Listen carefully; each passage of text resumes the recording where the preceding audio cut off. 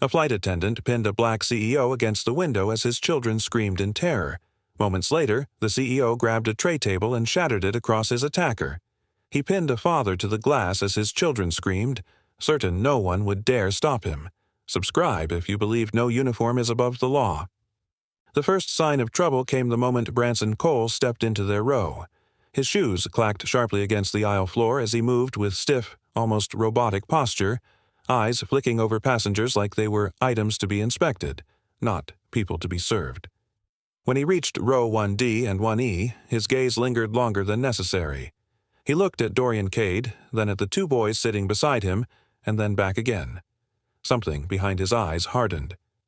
"Boarding passes," Branson said flatly, his voice tight and controlled. Not a greeting, not a smile, just a command. Dorian reached into the leather portfolio in his lap and calmly produced the 3 passes, handing them over without a word. The moment Branson saw the names, Dorian Kade, Elias Kade, Micah Kade, his mouth curled ever so slightly, not in a smile but in something closer to disdain. "First class," he muttered under his breath, just loud enough for Dorian to hear. "Of course." Elias looked up from his sketchbook, sensing the tension. Micah, who had been quietly drawing a futuristic plane, stilled his hand. Dorian caught both their eyes and gave a subtle nod. "Stay calm. Focus on your drawings." Branson lingered a moment longer than needed, his thumb dragging slowly across the paper of the boarding passes like he was checking for forgery. Then, with an exaggerated flick of his wrist, he handed them back and moved on down the aisle, but not before muttering again, this time louder. "Special treatment," he said, the words soaked in contempt. Dorian's fingers clenched slightly as he slid the passes back into his folder. He had dealt with looks like Branson's before, looks that weighed your skin, your posture, your presence as if calculating whether you deserved the seat you were in. But this was different. This wasn't just discomfort. This was aggression, restrained only by a thin layer of uniform protocol. He turned slightly toward Elias and Micah. Elias had stopped drawing entirely. His eyes were locked on the back of Branson's head as the attendant disappeared into the rear of the cabin. "We're good," Dorian said gently. "Let's keep it peaceful." "Why did he say that?" Micah asked, voice soft and uncertain. "Special treatment." Dorian didn't answer right away. He leaned closer to his sons, shielding them slightly from the rest of the cabin. He lowered his voice but kept it steady. "Sometimes," he said, "people don't understand what they're seeing. They think the seat makes the man, not the other way around." Elias frowned but nodded. Micah went back to his drawing, though his strokes were slower now. Dorian leaned back in his seat and exhaled through his nose. His mind wasn't on the confrontation, not yet. It was on the meeting ahead, Eastmere City, Aerovista headquarters. He would be presenting a revolutionary partnership proposal with Stratoscene Technologies, a program that would not only overhaul outdated navigation systems, but prioritize hiring engineers from underrepresented communities. It was supposed to be a milestone, a turning point. And now, irony threatened to twist that milestone into something bitter. The very airline he was trying to elevate had just planted a seed of hostility inside its own cabin. The engines began their steady roar as the plane taxied. Outside the small oval window, the terminal lights grew smaller. Inside, the cabin lights dimmed to a soft, golden hue. Dorian felt the plane tilt upward, a gentle pressure pushing him into the seat back. He closed his eyes for a moment, feeling the vibration of ascent. A quiet laugh from Micah brought him back. The boys were whispering about their drawings again. Elias had sketched a flying car with giant gull wings. Micah had drawn a plane shaped like a shark. For a few precious moments, they were just kids again. Then footsteps returned. Branson passed through the first-class section again, this time with a tray of water bottles. He stopped at each row, bending courteously, handing them out with small pleasantries. Except when he reached row 1D. He paused, then moved on without a word. Dorian watched, lips pressed tightly. The passengers in the row behind him, an older man in a gray blazer and a younger one in a hoodie, exchanged glances. The omission was obvious, intentional, cold. Still, Dorian didn't call out. He didn't raise his voice. He leaned toward the aisle slightly and said, loud enough to be heard, "Excuse me, may we have some water for the boys?" Branson stopped in his tracks.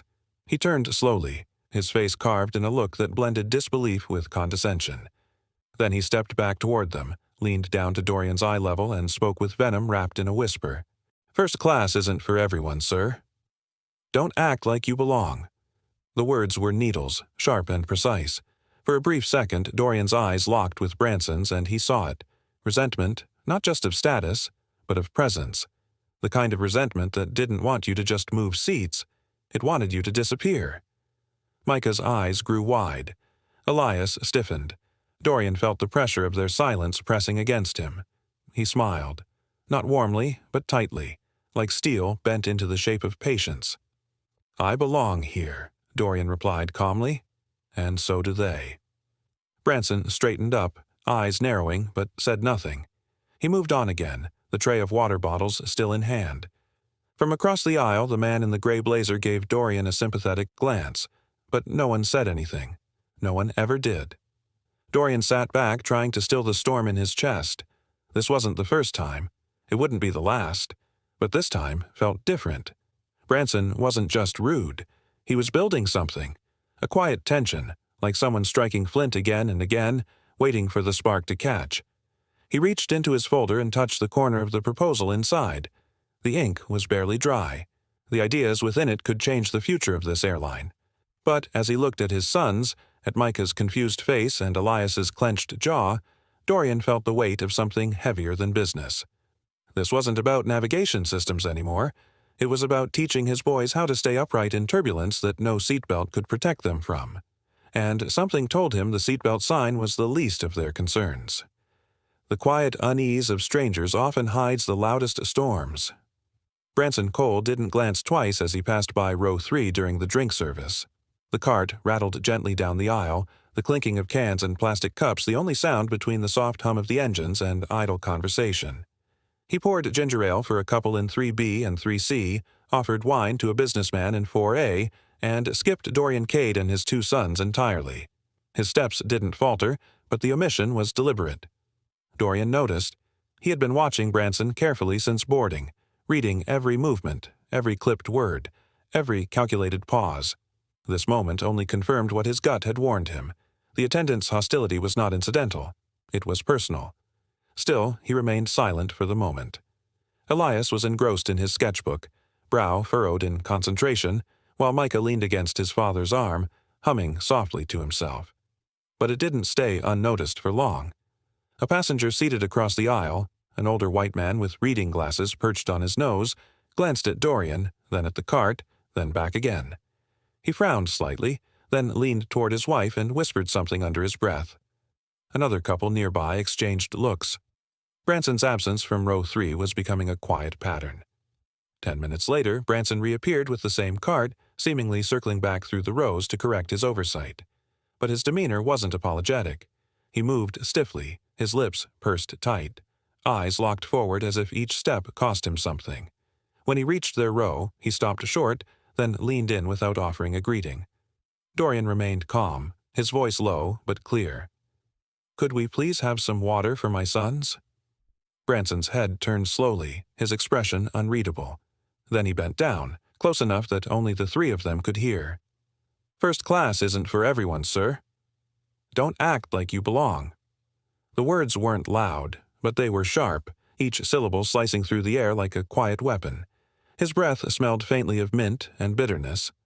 Then he straightened and continued down the aisle as though nothing had happened. Dorian didn't react, not outwardly.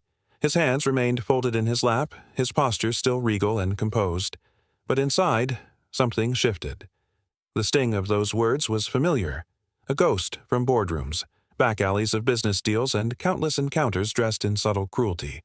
He'd faced it 100 times before, and yet facing it here, on a flight meant to mark the beginning of a partnership, in front of his children, cut deeper than expected. Beside him, Elias sat frozen. His pencil had stopped moving, his hand trembling slightly as he stared ahead, jaw tight. Beneath the tray table, his other hand curled into a fist. Micah looked up at his father with wide, confused eyes. "Daddy." "Why did he say that?" he whispered. Dorian reached over and placed a steady hand on Micah's shoulder. "It's okay," he said gently. "Just focus on your drawing." But his mind was already racing. Branson's insult wasn't just a personal jab, it was a declaration of war dressed in soft tones. The man didn't know who he was speaking to. Dramatic irony unfolded like a slow-burning fuse. Branson was unaware that the very man he'd tried to belittle had helped design the aircraft's navigation software and was currently preparing to present a multi-million-dollar proposal to Aerovista's executive board. Dorian had walked through factory floors where this plane's components were built. He had run simulations that would soon replace outdated flight management systems. And yet, here he sat, being told he didn't belong, because Branson only saw skin and seat number, not the legacy behind them. He glanced down the aisle and caught a quick flash of eyes, another flight attendant, a younger man with pale skin and sandy hair, watching from the galley. The attendant quickly looked away. Another one nearby, tall and broad-shouldered, stared at the ceiling with his arms folded. Not one of them moved. Not one intervened. That silence was its own verdict. Dorian understood then that this wasn't just Branson's doing. It was a culture, a pattern. He had seen it in boardrooms when colleagues remained silent as someone was mocked. He had seen it in investment meetings when a junior partner looked away while a senior one pushed too far.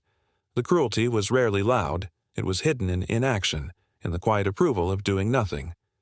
Elias finally spoke, his voice tight. "Why didn't he give us drinks like everyone else?" Dorian hesitated. The answer wouldn't be easy, but it needed to be true. "Some people," he said slowly, "are uncomfortable when others succeed in spaces they thought only belonged to them." Elias blinked, nodding slowly. He looked older in that moment, his innocence scraped raw by an encounter he hadn't asked for. Micah leaned in closer. "Are we in trouble?" "No, son," Dorian replied firmly, squeezing his hand. "He is." From the corner of his eye he saw Branson moving through the cabin again, this time laughing lightly with a passenger a few rows down, his earlier venom now replaced with plastic charm. Dorian studied him, not out of hatred, but calculation. His own experience had taught him when to hold his silence and when to make it echo. He would not let his sons carry this moment as a lesson in humiliation. He would transform it into something else, a story of strength, a blueprint for how to endure without losing your center. He adjusted his posture, checked his watch, and returned to watching Elias's drawing. His heart was heavy, but his mind was sharper than ever. He would remember every word, every glance, every silence, because cruelty that went unchecked once always returned with greater force. And as Branson brushed past their row again, his shoulder grazing Dorian's, Dorian didn't flinch. He smiled, cool, calm, unbothered. Sometimes the most dangerous violence begins with whispered insults. Branson returned with a false smile stretched across his face, the kind that didn't reach his eyes. He was holding a clipboard and a pen, tapping the plastic edge rhythmically against his thigh as he stepped into the narrow space between Dorian's seat and the aisle. The cabin was quiet except for the soft hum of the engines and the occasional clink of silverware from passengers still settling into the flight. Dorian looked up, instinctively shielding his sons with a slight shift of his body. Elias and Micah, tucked beside him, paused their sketching. Something in Branson's posture had changed. It was tighter, more deliberate. "I need to check your seatbelt," Branson said, voice clipped and sharp as though the routine task was somehow an accusation. Dorian blinked. "It's secure," he replied evenly, lifting his hand slightly to show he wasn't obstructing anything. Branson didn't flinch. He leaned in closer than necessary, eyes locked on Dorian with cold intensity. Then, without warning, he shoved Dorian hard against the window, pinning his left shoulder with one hand while jamming an elbow directly into his temple. The force of the blow made Dorian's head snap sideways into the cold plexiglass with a sickening thud. A gasp rippled through the cabin, sharp and collective. "Stop hurting my dad!" Elias's voice cracked in panic as he leapt halfway from his seat. Micah screamed beside him, high-pitched and raw, his tiny hands scrabbling at the seatback as if he could physically pull his father from the attack. The cabin transformed in an instant, no longer a space of polite detachment but a pressure chamber of fear and disbelief. Dorian tried to shift, but Branson's grip was iron. His temple throbbed, the window warm now with a streak of blood that trickled down in a slow, humiliating smear. His vision blurred briefly as he felt a second jab to his ribs. Dorian sucked in a sharp breath, eyes narrowing through the pain. He refused to cry out, not in front of his sons, not for a man like this. "Sir, remain seated," Branson barked to the few passengers rising in protest. His voice rang with authority, a tone designed to paralyze and confuse. "This is a federal aircraft. Sit down immediately." The half-standing passengers hesitated. Some eased back into their seats, others clutched their phones tighter, uncertain whether to intervene or record. The power dynamic crackled with imbalance. Dorian was the one bleeding, yet Branson was the one issuing orders. Dorian's breath came shallow as he steadied his thoughts. He wasn't just a father or a black man being assaulted in plain view, he was the CEO of Stratasine Technologies. The very aircraft they flew on used a navigation system his engineers had developed. This wasn't just irony, it was mockery. The man pinned against the window was the architect of safety protocols now being violently ignored by the system that claimed to value them. Through the ringing in his ears, he heard Elias cry out again. "Dad, please!" The desperation in his son's voice hit harder than any elbow. Dorian's hand twitched, aching to rise, to defend, to do something. But Branson had his body trapped in a twisted angle against the window, and the cabin walls felt as though they were closing in. He caught a glimpse of Micah's reflection in the window, eyes wide with horror, cheeks wet with tears. Dorian's soul ignited. He couldn't let this image be carved into his son's memory, couldn't let them believe that silence in the face of abuse was the only option. His instincts shifted from endurance to strategy. He scanned the layout in his periphery, the tray table, the armrest, the tightly folded blanket at his feet. Tools, all of them. His mind, sharp despite the pain, calculated possibilities like it had in every boardroom negotiation. He noted Branson's footing, the limited space, the slight tremble in the man's arm as he applied pressure. Dorian had seen this before, not just in physical conflict but in power struggles. Branson was angry, but he was also losing control. That made him reckless. The cabin around them was frozen in fear, but not in action. Several passengers now held phones angled discreetly toward the aisle. Their screens blinked red. They were recording. They were witnesses. And that realization offered Dorian the first thread of hope. He shifted his shoulders slightly, testing the give of Branson's grip. Pain flared, but he forced it down. A single move wouldn't be enough. He'd need to surprise him, change the momentum, flip the narrative. Not just for survival, but for justice, for his children.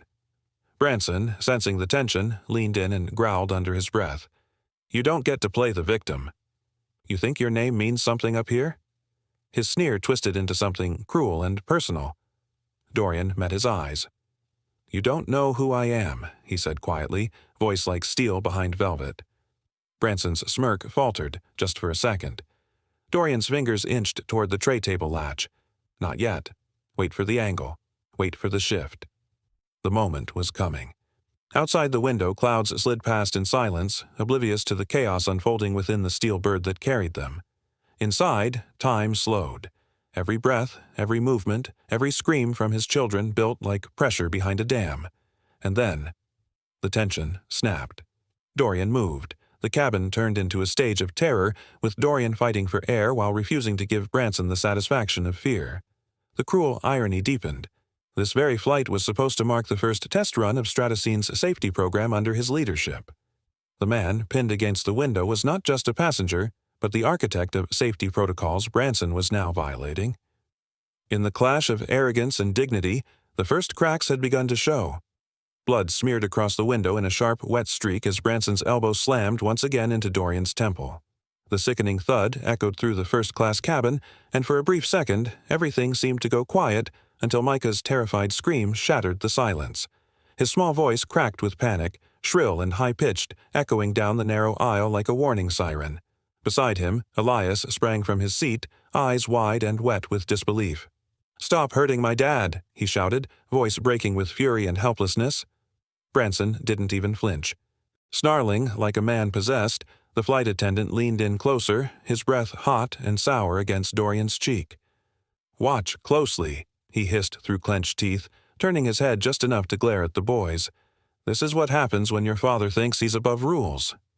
The words cut deeper than any blow. Dorian's body trembled, not from fear, but from restraint. His back was wedged between the seat and the cabin wall, shoulders trapped under Branson's weight. Blood seeped into the collar of his shirt. His right arm was pinned, his left barely able to move. Pain radiated across his ribs, but that wasn't what burned most. It was the sight of his sons watching him like that. Paralyzed, powerless, traumatized. His mind screamed louder than the chaos outside.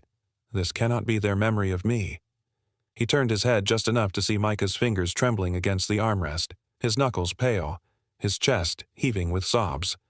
Elias looked ready to jump between them, but his small frame stood no chance against a grown man fueled by rage.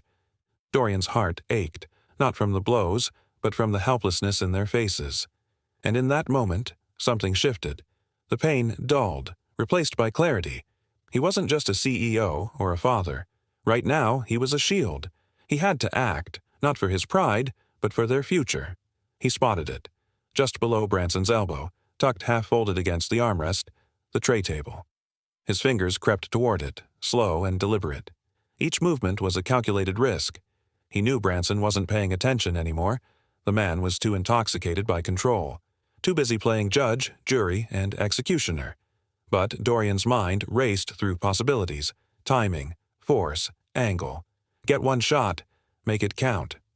Branson lifted his arm slightly, perhaps to strike again or to push Dorian harder into the window. That was the opening. Dorian's hand snapped the tray table free from its latch, locking it halfway. He took a deep breath. Micah was still crying. Elias was still standing. Branson was still growling. And the cabin around them? Frozen in silent horror. Then came the pivot. With one swift, brutal motion, Dorian drove the tray upward with every ounce of strength he had left. The plastic edge connected squarely with Branson's ribs. A loud crack rang out, a dull, sickening sound of impact and surprise. Branson recoiled instantly, his eyes widening in disbelief as the breath rushed from his lungs. He stumbled back 2 steps, arms flailing as he crashed against the seat across the aisle. The cabin exploded, not in noise, but in motion. Passengers who had been still now surged to life. Phones rose into the air, cameras already rolling. Gasps rippled through the rows, and someone whispered, "He fought back." It was quiet, but it carried like thunder. Dorian stood slowly, the tray still in hand like a fallen soldier's shield. Blood ran down the side of his face, but his back was straight now, tall, grounded, and in control. He turned to his sons, gaze locking with Elias's first. "You okay?" he asked. Elias nodded, eyes wide but steady. Micah reached for his father, and Dorian dropped the tray to gather him close, wrapping one arm protectively around his tiny frame. He could feel the boy shaking against him. He kissed the top of Micah's head, holding tight as though the world might try to rip them apart again. Branson coughed behind him, struggling to breathe. He looked up, stunned, not just by the pain, but by the fact that his target had risen, that the man he had tried to dehumanize refused to stay down. Dorian turned back to him slowly. No words, just a stare, steady, cold, unflinching. Branson opened his mouth as if to speak, but nothing came out. No threats, no commands. The dominance he had clung to just seconds earlier had vanished. In its place, silence. Dorian took a step forward, not menacingly, but deliberately. He didn't raise his voice. He didn't need to. "You will never make my children watch me fall." Branson staggered backward from the blow of the tray table, one hand clutching his side where the edge had slammed into his ribs. His face contorted in fury, veins bulging at his temple, sweat now beading along his forehead. But instead of retreating, the pain seemed to fuel his rage. With a guttural shout he charged again, fists clenched and swinging wildly toward Dorian's head. Dorian braced himself, raising his arms instinctively to shield his face. The blows landed, hard, fast, relentless. A fist crashed against his forearm, another grazed his shoulder. The sting pulsed through his bones, but he didn't move. He couldn't, not while Elias and Micah were watching. Through the blur of pain, he locked eyes with his sons. Elias was frozen in place, arms protectively around Micah, whose face was buried in his brother's chest, shaking violently. The sound of the blows was loud, but their whimpers cut deeper. Dorian's instincts screamed for retaliation, but his purpose overruled the fire rising in his blood. He had to absorb it. Not because he was weak, but because the moment demanded control. To show his sons that strength was not always in striking back, but in protecting what mattered most. Branson struck again, this time a fist glancing off Dorian's cheekbone, snapping his head slightly to the side. A metallic taste filled his mouth, but he refused to falter. He straightened his back, using the bulk of the seat behind him to hold steady. Around them, the cabin remained suspended in fear. Gasps and whispers filled the space, passengers torn between fear and conscience. A man in row 3 murmured, "Someone stop him," but didn't rise. Another near the emergency exit shook his head, eyes wide, phone gripped in both hands. No one moved. None of the other attendants stepped in.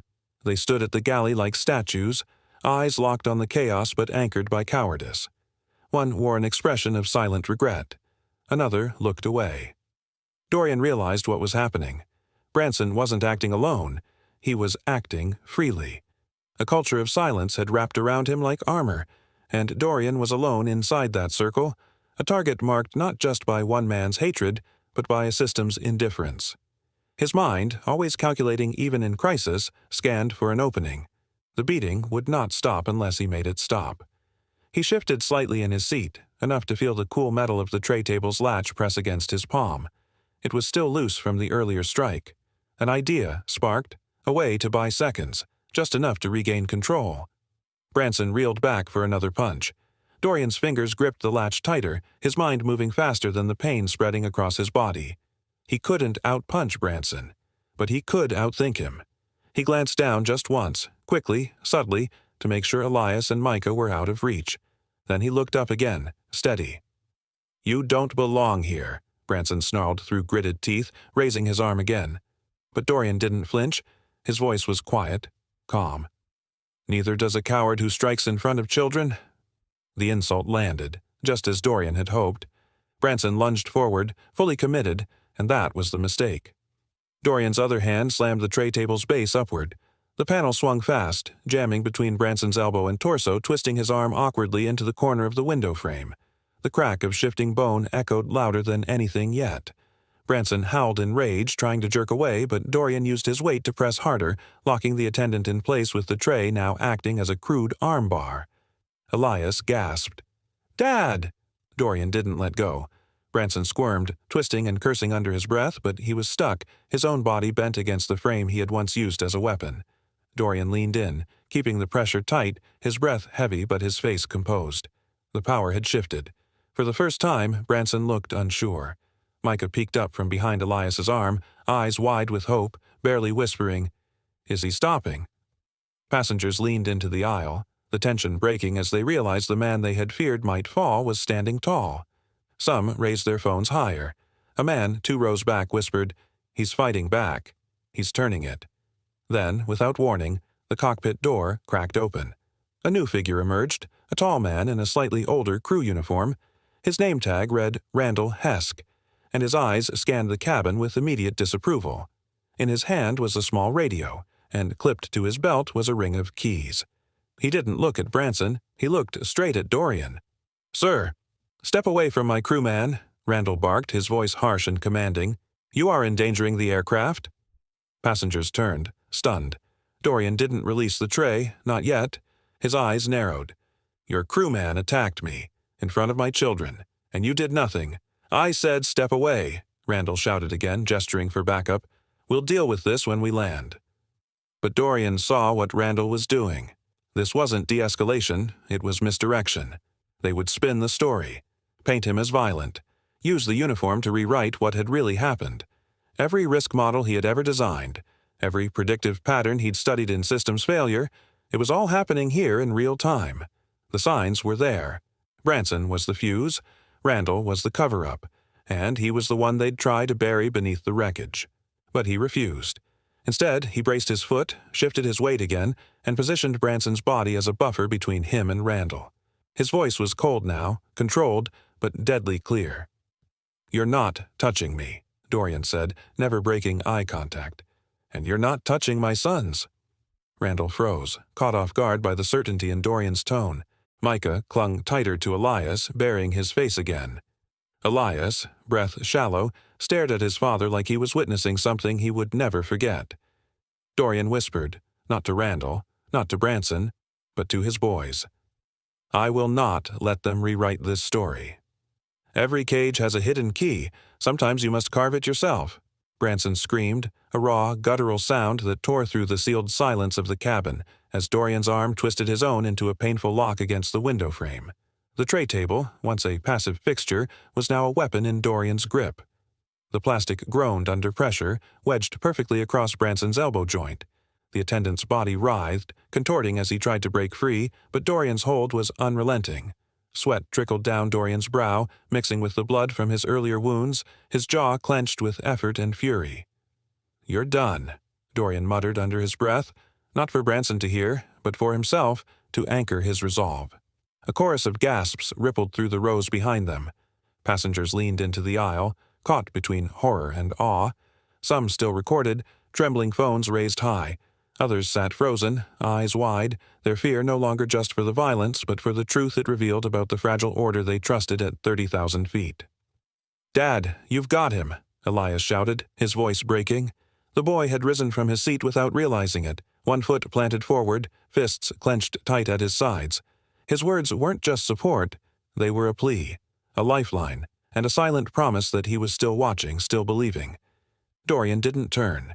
His mind split in two, one part focusing entirely on the restraint, the other on the sound of Micah's continued crying, a jagged sobbing that tore at his heart like shards of glass. The image of his youngest son, buried in Elias's side, shaking with every breath, burned into Dorian's memory. He could not afford to lose control, not now, not with them watching. Then, like a burst of cold air through a sealed room, the cockpit door cracked open. The low click was nearly inaudible, but Dorian felt it more than heard it. His eyes shifted just enough to catch the tall silhouette emerging. Another crewman, older, stiffer, eyes already narrowed with judgment. "Let go of him now," the man barked, striding down the aisle with false authority. "This is endangering the aircraft." The man's name tag read Randall Hesk. His badge gleamed under the cabin lights, and his voice had that practiced tone of someone used to being obeyed without question. He didn't ask for context. He didn't glance at Branson's twisted face or Dorian's bleeding forehead. He just made a beeline for the man fighting for his son's safety and tried to make him the villain. Dorian didn't move. He held Branson tighter, using the man's weight to anchor himself against the narrow aisle wall. His voice, when it came, was low and dangerous. "Step back," he warned. "I won't say it again." Randall ignored him, turning instead to the rows of passengers with their raised phones. "Stop recording now," he shouted, waving his arm wildly as if erasing the truth would be that simple. "This is a federal offense. You're compromising flight operations."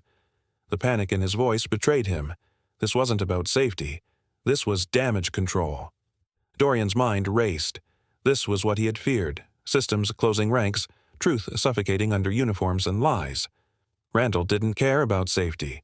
He cared about silence, about protecting the airline's image, about shielding Branson. Micah's cries deepened into wails, and Dorian felt something rupture inside him, something more than anger.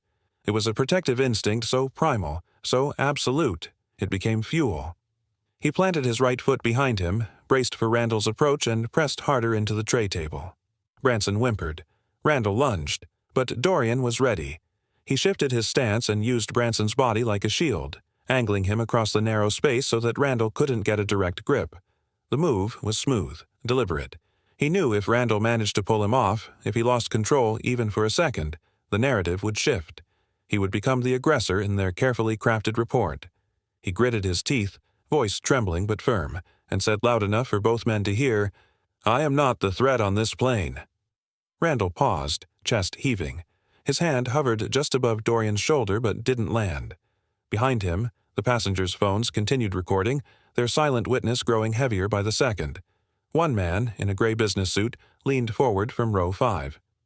"Maybe someone should help the guy who's actually bleeding," he muttered just loud enough. But Randall heard. His head jerked back. For a moment, uncertainty flickered in his expression. Dorian locked eyes with him. "I will not let them rewrite this story." The sharp, commanding voice of Randall Hesk sliced through the chaos. "Get the restraints now," he barked into his handheld radio, his face flushed and panicked. The tension in the cabin spiked as another male flight attendant appeared from the rear galley, gripping 2 black nylon straps in his hands. His footsteps were hesitant, but his eyes darted between Randall and Branson, silently obeying the chain of command that had just twisted the truth into a weapon. Dorian's breath caught in his throat. His vision, still blurry from the blows, cleared just enough for him to see the trap setting around him. The moment they bound him, he would be silenced. Whatever versions of the story Branson and Randall decided to tell about an aggressive passenger, about a security threat, would be harder to dispute once he was restrained and rendered voiceless. Dorian had worked with enough compliance teams and legal departments to know exactly how such incidents were buried. He had built models predicting risk, analyzing institutional responses to crisis, and now those same models whispered a chilling forecast in his mind. The statistics screamed that this wasn't going to end with fairness. It was going to end with a cover-up. He couldn't let it happen. Randall stepped closer, raising his hands like a man trying to calm a wild animal. "Sir, please cooperate. This is for everyone's safety." Dorian didn't move. His left hand slowly slid beneath the armrest, fingers curling toward the edge of the tray table. He felt the metal latch, cold, worn smooth by countless flights. The entire cabin held its breath. "Dad?" Elias's voice came, high and tight. "They're going to." "I know," Dorian whispered. Randall signaled to the second attendant, who began approaching from the opposite side, straps unrolled and dangling like snakes ready to strike. The moment felt suspended in time, as if the air itself had turned thick with judgment. Then, snap. The crack of metal splitting from plastic echoed like a gunshot. Dorian wrenched the tray table off its hinge with a swift, explosive movement. It came free in his grip, jagged on one side but wide enough to act as a barrier. Passengers gasped. The second attendant stumbled back, nearly dropping the straps. Randall froze mid-step. Holding the tray like a shield across his chest, Dorian rose slightly in his seat, his muscles trembling with a mix of adrenaline and exhaustion. The fluorescent cabin lights gleamed off the broken edges of the tray, catching in the corners of his bloodied face. He locked eyes with Branson, who was still hunched near the aisle, favoring his ribs, stunned silent by the sound of authority slipping from his grasp. "Back up," Dorian said, his voice low but unshakable. The attendants hesitated. Their carefully rehearsed playbook hadn't accounted for this. The passenger who didn't fold, the father who refused humiliation. Dorian was no longer just defending himself. He was rewriting the scene. From the seats behind him, a chorus of murmurs rose. More phones were out now, their camera lenses recording every breath, every movement. This wasn't just a struggle anymore. It was documentation. Proof. A digital ledger of truth unfolding in real time. Elias's voice broke through again, stronger this time, fueled by something deeper than fear. "Dad, they can't stop you now."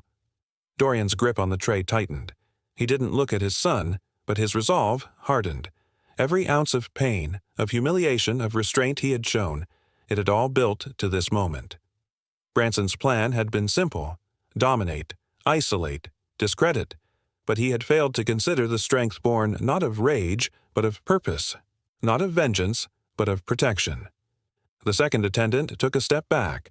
Randall's hand lowered slightly, his gaze scanning the passengers and their recording phones. The illusion of control was collapsing. The narrative had slipped from their fingers. Dorian didn't move. He didn't need to. The broken tray in his hands, the blood on his temple, the fear in his children's eyes, all of it told the story. No uniform could erase it. No report could rewrite it. Branson, slouched now against a row of seats, muttered something inaudible, but no one listened. Attention had shifted. The balance had tipped. Dorian inhaled deeply. The smell of stale cabin air mingled with sweat and tension. He kept the tray lifted, his body blocking any further approach to his boys. Every breath he took was an act of defiance, a statement. You will not rewrite this moment. Sometimes survival is not about strength, but about refusing the silence others demand. The tray snapped forward with a jarring metallic crack, slamming into the overhead bin latch with more force than Dorian intended. The bin burst open with a loud thunk, and before anyone could react, a heavy duffel bag tumbled out. It struck Branson square on the shoulder, sending him stumbling sideways with a grunt of pain. The impact knocked the wind from his lungs and bent him halfway over, his fingers scrabbling uselessly at the air for balance. His eyes darted with confusion and disbelief, no longer filled with cruelty but raw panic. Dorian seized the moment. He didn't think, he moved. Years of corporate negotiation and boardroom restraint had taught him patience, but this was different. This was instinct. This was survival. He surged forward, the broken tray still clenched tightly in his hands, and jammed its sharp edge into Branson's chest, shoving him back with controlled force. The flight attendant's body hit the galley wall with a dull thud, his head knocking lightly against a cabinet door. His breath hitched and his arms flailed weakly in front of him, too stunned to resist. "You don't get to hide anymore," Dorian growled, his voice low, calm, but lethal. Branson gasped as the tray dug into his ribs, his face flushing deep red with the strain of resistance and the sting of shame. His lips parted, but no words came. His arrogance had evaporated, replaced by something new: fear. Pure, unfiltered fear. The cabin, which had felt like a pressure cooker moments ago, suddenly cracked open with sound. Cheers erupted, tentative at first, but growing louder. A handful of passengers clapped. Others shouted words of support. "That's enough, man. He's been protecting his kids. You saw what happened, we all saw." Phones were raised high in trembling hands, their lenses catching every flicker of light, every tremor of injustice reversing course. The power balance in the cabin had shifted so quickly it felt like gravity had tilted sideways. A truth, long denied, had finally broken through. Dorian didn't let up. His grip remained firm, the tray trembling slightly in his hands from the force of his own adrenaline. His chest heaved, sweat glistening along his brow, mixing with the drying blood at his temple. His entire body pulsed with rage, but his control never slipped. He couldn't afford to lose it, not with his sons watching. From behind, he heard the soft voice of Elias. "Dad's winning," the boy whispered. The words, meant only for Micah, floated through the air like a lifeline. Dorian heard them, felt them, and closed his eyes for half a second, not to rest, but to anchor himself. He couldn't fall now, not when the tide had finally begun to turn. Branson's breathing was shallow, erratic. His pride had been his armor, but now that armor had shattered. He squirmed, tried to push away, but Dorian's stance was solid. Legs braced, shoulders squared, eyes locked on the man who had tried to break him in front of his children. The poetic irony hung in the air like fog. This was the same man who had slammed Dorian's head against a window, who had dared to say, "Watch closely.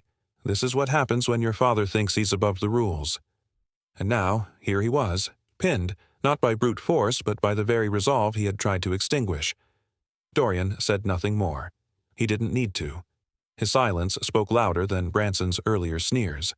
It echoed with restraint, with dignity, with the weight of a father who had endured enough. A few feet away, Elias held Micah tightly, whispering softly to calm his younger brother's sobs. Their fear was still visible, their small bodies tense, but something in their eyes had changed. A spark had returned. Pride. Hope. They weren't watching their father fall anymore. They were watching him stand. The other flight attendants remained frozen at the front of the cabin, unsure whether to intervene or disappear. One held a hand to his earpiece, whispering to someone beyond the curtain. Another gripped a set of nylon restraints but didn't move. They had become ghosts in their own theater, watching as the script they'd been handed fell apart. And still, Dorian remained focused. He knew this wasn't victory. Not yet. This was only the beginning of a longer war. A war of narratives, of edited reports, of courtroom testimony, and corporate spin. Branson and his kind had always relied on systems that erased voices like Dorian's before they could rise. They would try again. The cover-ups, the excuses, the polite statements crafted by legal teams. But now, they had a problem. Everyone had seen it. Dorian slowly released the pressure on the tray, allowing Branson to collapse back into the jump seat behind him. The flight attendant slumped, his arms limp, chest heaving, eyes dazed and wide. Dorian didn't gloat. He turned to his boys, crossing the aisle to kneel in front of them. "It's over," he whispered gently, brushing a tear from Micah's cheek. Elias nodded solemnly. Micah hiccuped a breath, still shaking. Around them, passengers began murmuring to one another. The atmosphere no longer charged with terror but disbelief. Some began comforting others. One man offered Dorian a bottle of water. Another gave a respectful nod. And yet, Dorian's mind remained alert. He could feel it. The next battle had already begun. Somewhere behind closed doors, someone would be typing up the first internal report. Someone would be spinning a version of this moment that erased the bruises, that distorted the truth. But not this time. The recordings, the passengers, the truth, they were no longer his alone to carry. He stood slowly, gathering his strength, ready for what came next. And as the moment settled into stillness, the cabin held its breath. The fight for truth had only just begun. He thought humiliating a black CEO in front of his kids would go unanswered, but justice doesn't stay silent. If you believe every act of cruelty must be answered, hit subscribe. Justice starts here. Branson's body slumped into a seat like a crumpled marionette, his breath ragged, one hand gripping his side where the tray had slammed into him. Dorian stood above him, chest heaving, arms locked at his sides like steel beams holding back a dam. His blood was still wet on his temple, drying into a dark smear beneath his eye. Silence strangled the cabin for a moment, long enough for the hum of the engines and the whimper of a frightened child to fill the void. Then, slowly, a rustle began. A dozen passengers raised their phones higher, recording steadily. The air had changed. The man, once accused, had become the proof. The aggressor now cowered behind a flimsy mask of wounded authority. Randall Hesk, the senior crewman, tried to salvage command. He stepped forward briskly, waving his arms toward the passengers like a conductor desperate to restore a ruined performance. "Everyone needs to put their phones away. This is a federal situation now," he barked. No one moved, not a single hand lowered. Instead, more phones appeared. Some passengers angled themselves for better views, capturing the still bleeding man, the two children huddled beside him, and the crew frantically trying to regain control they had never truly possessed. Randall's voice cracked. "You're all interfering with safety procedures." Still, nothing. The very silence that had once empowered the abuse had turned against them. Dorian turned to his sons, his eyes softer now. Micah's cheeks were damp with tears, his lower lip trembling. Elias stood protectively in front of his brother, as if his 13-year-old frame could shield Micah from the ugliness they had just witnessed. Dorian knelt slowly, every muscle aching, and gently brushed the tears from Micah's cheek with the back of his hand. "You're safe now," he whispered. Micah sniffled, nodding silently, but the fear had not left his eyes. In that moment of fragile calm, Dorian's mind burned with a different fire. He wasn't thinking about Branson anymore. He was thinking about what would come next. The lies. The reports that would twist the story.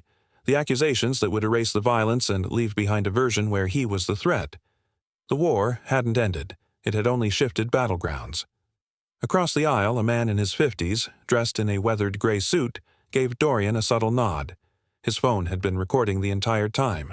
Others followed, young, old, businessmen, students, quiet signals of support, quiet but not passive. Branson groaned from the seat, muttering, "You're done. I'll press charges. You assaulted a flight crew." Dorian rose slowly, turning just enough to meet Branson's eyes. "You don't get to write the story this time," he said, his voice calm but laced with steel. Branson looked away, his lips curled into something between a scowl and a grimace. He wasn't in control anymore. He knew it. Randall tried again, this time leaning toward Dorian, voice hushed but firm. "If you don't stop making a scene, the authorities will be waiting." "You'll be the one in cuffs, not him." Dorian's expression didn't change. "Let them come," he said. "Let them see what happened." Randall blinked, unprepared for the resolve in his voice. Around them, the passengers' quiet murmurs grew louder, like a wave swelling beneath the surface. This wasn't the crew's cabin anymore. It had become a courtroom of witnesses, with no bailiff to silence them. In the corner of Dorian's vision, Micah reached for his father's hand. He gripped it tightly, seeking comfort, but also offering it. Elias stood close, his jaw set, his young eyes fierce. "I'm okay," Elias whispered, though his voice shook. "We're okay." Dorian squeezed his hand, nodded, then looked toward the front of the plane. He could see the curtain to the cockpit swaying slightly. There were no pilots stepping out to intervene, no one else coming to help. It would be up to him to carry the truth forward. Already, in his mind, he began charting the course. Witnesses, videos, legal strategy, damage control from the airline. He had negotiated billion-dollar deals with less on the line, but none that meant more. Behind him, he heard the unmistakable sound of another phone notification. Someone had already posted part of the video online. The ripple had begun. Dorian steadied himself, ran a hand across his forehead to wipe away the blood, and stood tall once more. The lights in the cabin flickered slightly. The pilot's voice came over the speaker, clipped and businesslike. "Ladies and gentlemen, this is your captain speaking. We'll be making an early landing at Harrington Airport.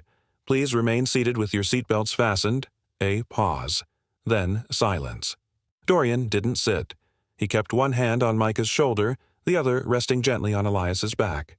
The plane was descending, but his mission was only beginning. He could feel the weight of what lay ahead pressing into his bones. Lawyers, media, institutional denial, all aimed at silencing the truth. But he wasn't afraid. He had made it through the fire, with his children at his side. Now came the storm. Survival on the plane was only the first chapter of a much larger storm. The cabin door hadn't even fully opened when the first pair of security officers stepped aboard Flight 612. Their uniforms were crisp, their boots thudding against the narrow carpeted aisle as they moved with urgency toward first class. The lead officer, a tall man named Lieutenant Perrin, scanned the compartment for signs of an altercation. His briefing had been short. Unruly passenger. First class. Possible threat to flight safety. But the scene that greeted him didn't match that script. Instead of chaos caused by one violent passenger, Perrin found silence. Tense. Electric silence. Dozens of faces turned toward him, all watching, waiting. A few were tear-streaked. Many held phones raised high, screens still glowing, still recording. Their cameras weren't aimed at the black man seated with two frightened children. They were aimed at two men in airline uniforms. Branson, slumped and red-faced, cradling his ribs with shaky hands, and Randall, pacing in frustration near the galley, radio still clipped to his collar. Dorian Kade sat tall, bruised and bleeding at the temple but composed, with Elias's small hand gripping his sleeve and Micah curled tightly into his side. He didn't rise. Not yet. He watched the officers carefully, eyes narrowing as he measured the moment. "Is this the individual in question?" Lieutenant Perrin asked Randall, motioning toward Dorian. Randall stepped forward quickly. "Yes, that's him. He became violent mid-flight. Struck a crew member. Endangered passengers. We had no choice." "No," said a passenger near the bulkhead, voice sharp and clear. "That's not what happened." The officer turned. A middle-aged man with salt and pepper hair stood, holding his phone aloft. "I have it all," the man said. "You might want to watch this before anyone lays a hand on that man." A wave of murmurs rippled through the cabin as other passengers stood in agreement. One by one, more phones were raised. The tide had turned. Branson, still hunched and breathing heavily, blurted, "They're confused." He started it.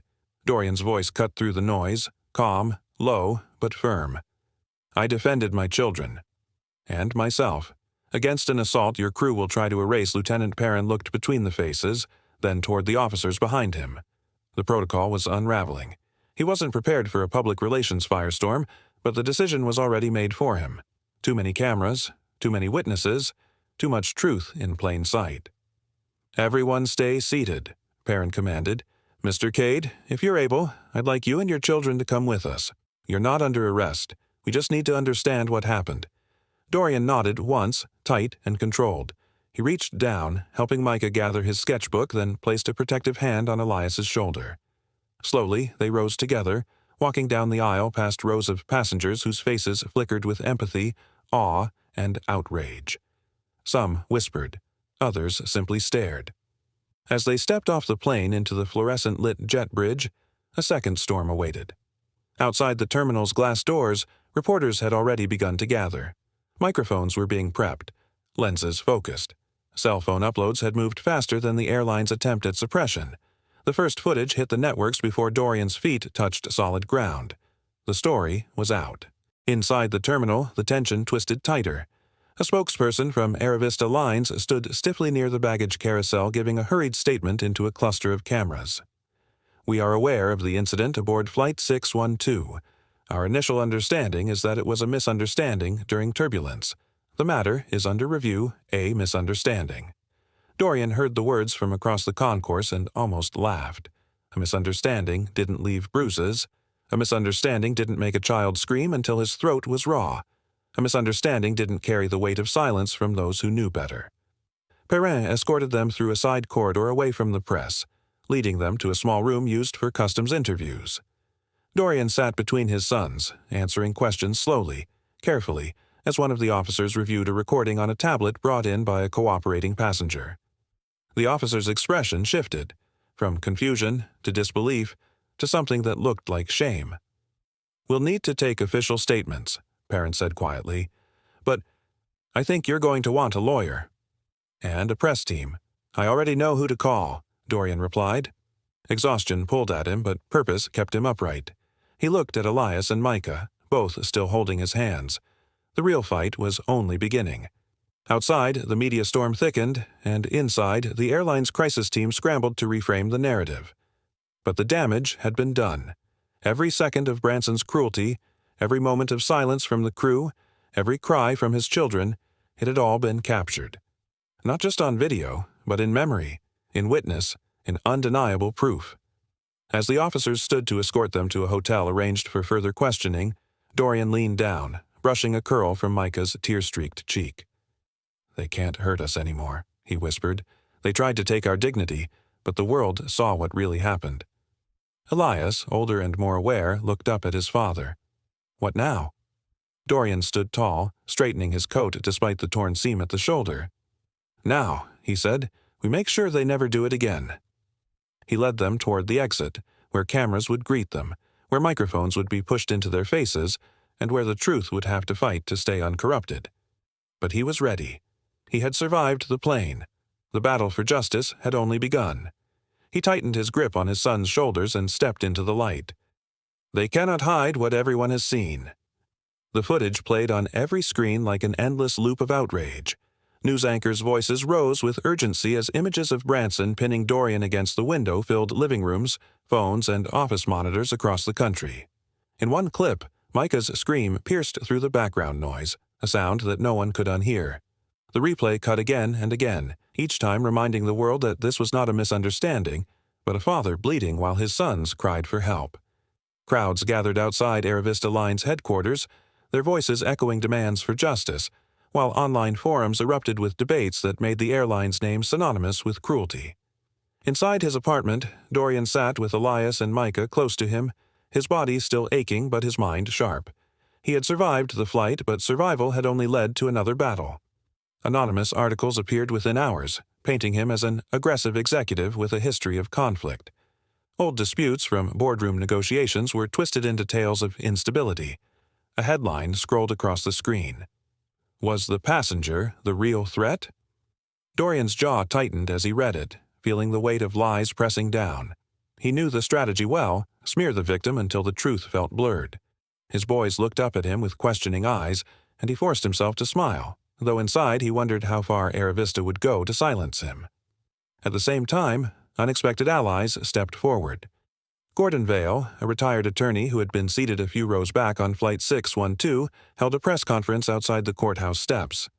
He spoke with calm authority, his gray hair ruffled by the wind as microphones crowded around him. "I witnessed the incident," Gordon declared, his voice steady. "What I saw was not a violent man attacking a crew member. I saw a father protecting his children while absorbing violence no one should endure. I've practiced law for decades, and I have never seen such restraint under such provocation." Cameras flashed as his words spread, striking directly at the narrative Aravista was trying to build. Dorian watched the press conference on television with a mix of relief and unease. Allies were surfacing, but he knew what came with visibility. More attempts to discredit, more shadows cast over his reputation.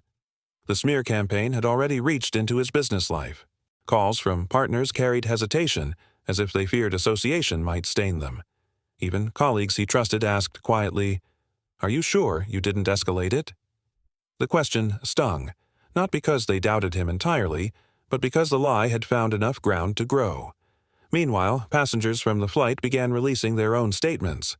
A young man named Carter, a university student who had recorded the incident, described in detail how Branson had ignored calls for water, mocked Dorian, and struck him without cause. His trembling voice in interviews carried the weight of truth. "He wasn't the problem," Carter insisted. "It was the crew who were out of control. If you had been there, you'd know his video, shaky but undeniable, spread across platforms, countering Aravista's press releases with raw evidence." The tension mounted as public rallies took shape. Crowds stood outside airports holding signs that read "Justice for Flight 612" and "Protect Families, Not Profits." The noise grew louder each day, a chorus Aravista could no longer ignore. Yet inside the company, executives doubled down, attempting to twist the story further. Branson was quietly suspended, but Randall was quoted in an internal memo claiming he had tried to defuse the situation. The irony cut deep. The very man who shouted at passengers to stop recording now posed as a peacekeeper. Dorian lay awake at night, staring at the ceiling while his sons slept beside him.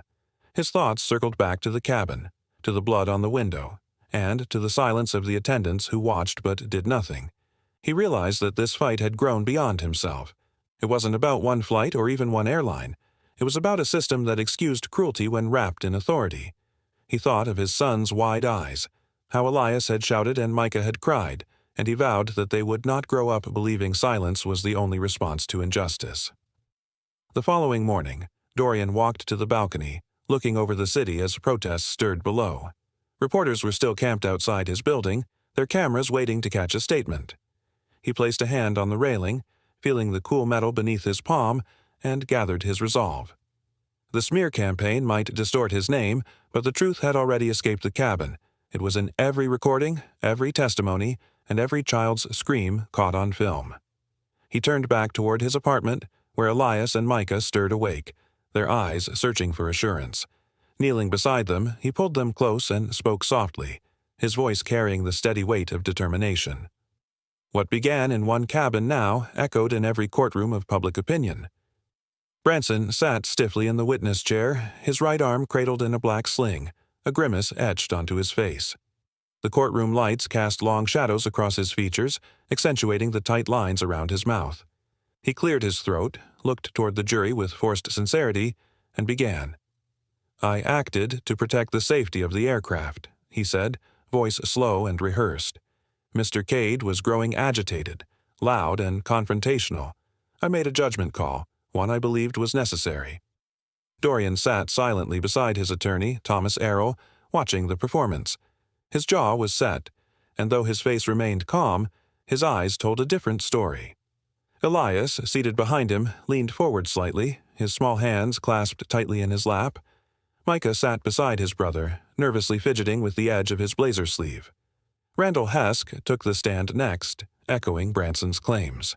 His voice was louder, more commanding, used to being obeyed. "Protocol exists for a reason," he declared. "When a passenger becomes physically disruptive, especially in flight, the crew must act quickly. We restrained Mr. Kade to prevent further escalation." Thomas rose slowly from his chair, adjusting his glasses. "Thank you, Mr. Hesk." No further questions. Then the real trial began. Thomas returned to the center of the courtroom, a remote in hand. With a click, the first video began playing on the monitor for all to see. Silence fell. There, in high definition, Branson's elbow slammed into Dorian's head, the blood already visible as it smeared the plane window. Elias's scream echoed faintly from the recording, followed by Micah's terrified wailing. Gasps rippled through the courtroom. Click. A second video played, this one from a different angle showing Branson's sneer, the aggressive shove, the desperate resistance from Dorian as he tried to shield his children from the violence. Thomas's voice was calm but sharp. This footage, submitted by at least 5 independent passengers, directly contradicts Mr. Branson's testimony. Branson shifted in his seat, face pale, hand trembling slightly in the sling. The next witness was a middle-aged man named Gerard Levine, a software engineer from Seattle who had been seated across the aisle during the flight. "I saw the whole thing," Gerard said, voice steady. "Dorian didn't raise his voice once. He wasn't threatening anyone. That flight attendant lost control, and the crew let it happen." Then came another, Marcus Ginn, a schoolteacher from Raleigh. "I recorded it because I couldn't believe it was real. A man was being brutalized in front of his children, and no one stepped in." Each statement hit harder than the last. Each testimony chipped away at the carefully constructed lies Branson and Randall had built. The air in the courtroom grew heavier. Then Thomas turned to the judge. "Your Honor, with the court's permission, I'd like to call Elias Kade to the stand." The judge raised an eyebrow. "Are you sure the boy is ready?" Dorian turned toward his son. Elias looked at him, then at Thomas, and gave the faintest nod. He approached the stand with hesitant steps, dressed in a neatly pressed blazer and tie, the knot slightly crooked. The bailiff helped him into the seat, and a microphone was lowered to his level. Thomas approached gently. "Elias, can you tell us what you saw that day?" Elias's eyes flicked toward the jury, then the judge, and finally settled on Branson. His voice, when it came, trembled, but it was clear. "I saw him hurt my dad," he said. "I saw him, hit his head against the window. There was blood. My little brother was crying, and I didn't know what to do. I just wanted them to stop hurting him." He paused, swallowing hard. "I thought my dad was going to die." A hush fell across the room. The only sound was the soft hum of the courtroom's ventilation system and the occasional sniffle from the audience. Thomas stepped back. "No further questions, Your Honor." The judge adjusted his glasses and leaned slightly forward. "Elias, thank you. Your words have been heard. You were very brave today." Elias stepped down, his shoulders a little higher than when he entered. Branson leaned back in his chair, the color drained from his face. Randall looked down at the table, refusing to meet anyone's eyes. The judge tapped his gavel once. "The truth, though painful, must be heard," he said. Then he addressed the courtroom. "We'll take a recess before final arguments." Dorian exhaled slowly, eyes fixed on the floor. For months he had lived with the fear that truth would be silenced, that the violence he endured, the terror his sons witnessed, would be buried under authority and polished lies. But now, the tide was turning. The truth had taken the stand. As the courtroom emptied and the door shut behind the last juror, Thomas turned to Dorian. "We're winning." Slowly but surely Dorian gave a small nod. Behind him, Elias slipped his hand into his father's. Branson's attempt to make children watch their father fall had become the very evidence that toppled him. The lies cracked wide open, and through the fracture came light. The verdict struck the courtroom like thunder. "All members of the jury find Aravista Lines liable for misconduct," the foreman said, his voice steady despite the weight of what he delivered. "We award the plaintiff, Mr. Dorian Kade, $18.7 million in damages and demand enforcement of policy reforms regarding crew training, incident reporting, and passenger protection procedures." A sharp silence followed. For a brief moment, the entire room seemed frozen in place. Dorian sat motionless, his hands folded on the table before him. His jaw tightened as the ruling sank in, but his eyes did not blink. Beside him, Elias and Micah sat flanking their father like bookends, older now, more guarded, but no less watchful. Elias clenched his fists and released them slowly, a habit he'd picked up since the flight. Micah looked down at his lap, then up at his father with a trembling breath. Thomas Errol, Dorian's attorney, leaned over and whispered, "It's done, Dorian." "You won." Dorian didn't smile. Not yet. His victory was hard-won, carved from courtroom pressure, public scrutiny, and nights of reliving that flight over and over again. He glanced across the room. Branson Cole sat hunched in the back, his face pale and sunken. A sling still cradled his left arm, though most believed the injury long healed. Randall Hesk was nowhere to be seen, his resignation quietly submitted 2 days before closing arguments. The judge nodded once, then slammed the gavel. Court was adjourned. As people rose from their seats, media scrambled outside, pressing against the doors like a tidal wave waiting to crash. But inside the chamber, Dorian sat still. His heart pounded, not with fear, but with release. His sons looked at him with wide eyes, waiting for a signal. He finally exhaled and stood. "Let's go home," he said softly. Outside, reporters swarmed, but Dorian kept his stride measured, his sons close. He didn't speak. He didn't need to. The footage, the testimony, the truth, they had already spoken for him. Behind the scenes, Aravista Lines moved quickly. A press release followed that same evening. "We respect the court's decision and are committed to implementing new safeguards to prevent future misconduct." But Dorian had learned long ago that promises mean little without pressure. Within a week, his legal team confirmed that the airline had begun rolling out the mandated reforms. A retraining protocol for all flight crews, third-party audits of abuse claims, and the formation of a civilian oversight board. He didn't just want change, he forced it. Using part of the settlement, Dorian established the Skybound Foundation, a nonprofit dedicated to supporting families who had experienced abuse, humiliation, or neglect in public transportation spaces. The foundation offered legal aid, mental health support, and media guidance for those too afraid to speak out.